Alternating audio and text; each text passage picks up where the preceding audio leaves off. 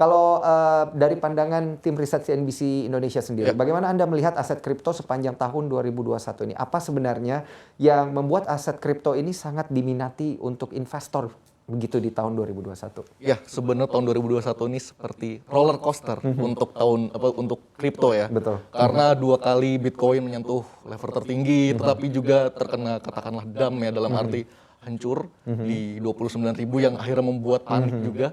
Tetapi secara keseluruhan Bitcoin dan juga pasar kripto menemukan momentumnya yang luar biasa tahun ini.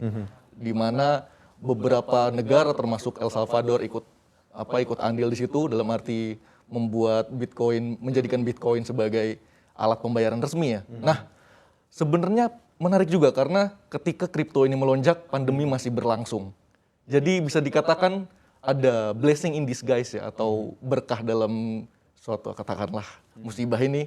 Jadi di mana orang-orang terutama anak muda mulai melirik aset baru selain saham. Nah, jadi aset digital ini kan baru ya. Bitcoin ini katakanlah baru untuk para pemula lah ya. Tetapi apa yang menarik menurut saya satu sih. Pertama adalah soal return atau pengembalian investasi yang besar. Bahkan untuk Bitcoin saja itu lebih besar ketimbang 3 bursa saham Amerika ya. Jadi ada Nasdaq, ada S&P itu juga kan 29.000, 19%. Sedangkan Bitcoin 60-70% sepanjang tahun ini. Itu yang mungkin menjadi alasan utama ya buat para investor retail, terutama anak muda untuk terjun di industri kripto ini. Berarti dari yield-nya begitu yang bahkan jauh sepertinya lebih besar daripada bursa-bursa global di dunia. Kemudian dari Mas Aldo, sebetulnya kalau kita lihat sejak awal tahun ini kan cukup seru ya. Awalnya mungkin orang hanya melirik Bitcoin, kemudian Ethereum, terus kemudian sejak ada pom-poman dari Elon Musk, orang-orang mulai melirik nih Dogecoin, kemudian muncul lagi yang lain seperti Shiba Inu, Uniswap gitu kan, jadi semakin ramai nih. Nah, di antara berbagai koin yang muncul, yang mana sih yang paling menarik di sepanjang tahun ini? Sebenarnya yang paling menarik banyak ya. Jadi yang disebut tadi Dogecoin itu kan hampir semuanya menarik. Dogecoin menarik karena ya itu dipom oleh katakanlah Lord. Banyak juga yang FOMO saat itu kan. Elon Musk ya banyak. Selain Dogecoin sebenarnya ada Shiba Inu ya. Shiba Inu yang disebut sebagai pembunuh Dogecoin. Doge killer gitu. Itu yang menarik juga karena katakanlah Shiba Army atau para pendukung Shiba Inu itu, token Shiba Inu itu sangat luar biasa. Jadi ketika token itu hancur, mereka tidak takut karena mereka bilang, oke, kita beli lagi dari bawah, alias nyerok gitu kan. Nah, selain itu tentu kehadiran beberapa token yang lain seperti Solana yang naik sampai 13.000% mengalahkan Ethereum yang hanya 400%, itu juga menarik karena Solana ini kan dikatakan sebagai pembunuh Ethereum karena dia menawarkan smart contract dengan fee yang lebih kecil. Jadi bisa itu menjadi salah satu keunggulannya. Selain itu juga soal metaverse. Nah, ini yang salah satu jadi pembicaraan semakin hangat, apalagi ketika Mark Zuckerberg ya, salah satu CEO Meta atau Facebook dulu, ikut terjun ternyata menyatakan kalau Facebook atau Meta ikut terjun di dunia metaverse. Walaupun itu ikut menjadikan suatu konflik juga ya antara Meta dengan para developer yang lama gitu. Nah, token metaverse itu juga menjadi salah satu perhatian yang menarik gitu untuk sepanjang tahun ini. Baik. Kalau kita lihat begitu ya terkait dengan risiko return juga seperti apa begitu.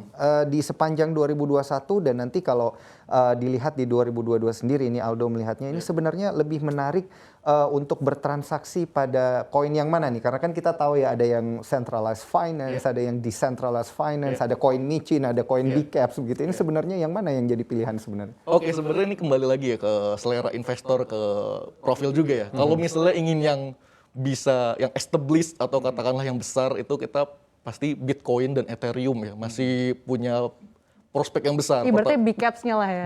Bcaps. Pertama Ethereum misalnya, Ethereum atau Ether, dia punya supply yang bakal berkurang. Berkurangnya supply itu kan berarti membuat barang menjadi langka dan akhirnya ikut membuat harga semakin naik.